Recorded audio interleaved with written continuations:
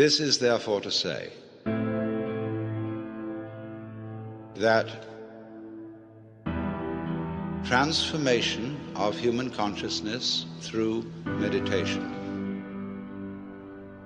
is frustrated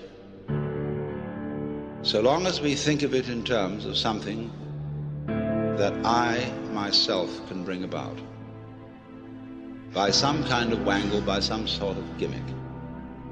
Because you see, that leads to endless games of spiritual one-upmanship and of guru competitions, of my guru is more effective than your guru, my yoga's faster than your yoga, I'm more aware of myself than you are, I'm humbler than you are, I'm sorrier for my sins than you are, I love you more than you love me. This interminable goings-on about which people fight and wonder whether they are a little bit more evolved than somebody else and so on. All that can just fall away. And then we get this strange feeling that we have never had, you see, in our lives, except occasionally by accident. Some people get a glimpse that we are no longer this poor little stranger and afraid in a world it never made, but that you are this universe, and you are creating it at every moment, because you see, it starts now.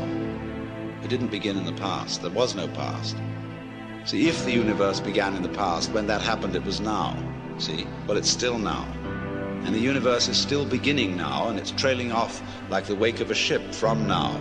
And the wake of the ship fades out, so does the past. You can look back there to explain things, but the explanation disappears.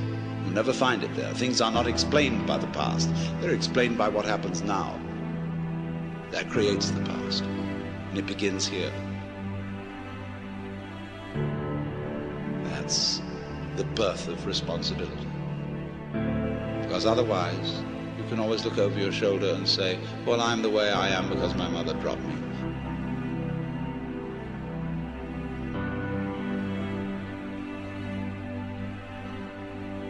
And she dropped me because she was neurotic because her mother dropped her.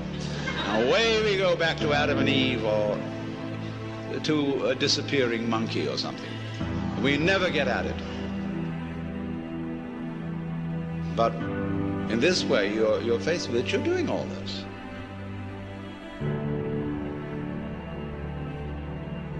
And that's an extraordinary shock. So, cheer up. You can't blame anyone else for the kind of world you're in.